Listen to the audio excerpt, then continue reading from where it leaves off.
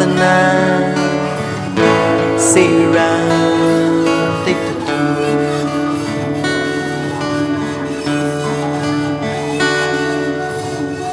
ဘုရားဤဓမ္မတရားတွေကိုလောက၌မပပြောက်ရစေနိကတောဘာသာစီကဖို့ဆိုတာသာသနာမကွယ်ဖို့အဓိကအရေးပါ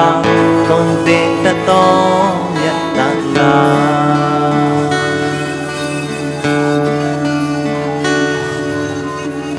လူဘဝခဏရတဲ့ခိုက်တမ်းမှာဘုရားရဲ့တရားနဲ့မွေးတန်ခါ229သွေဝိနိတိတ်ခါရိယေစောင့်ထိန်ငါကြည်ကြံလို့တကယ်မြတ်သာသနာကိုတွန်းရှိရရိပ်၍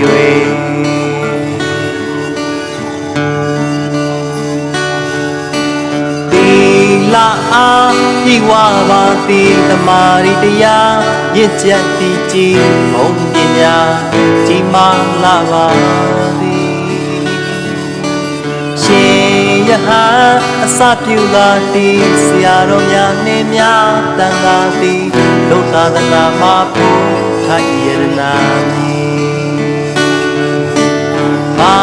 သာအကျိုးထံပေါ်ကသည်သာသနာတကုံ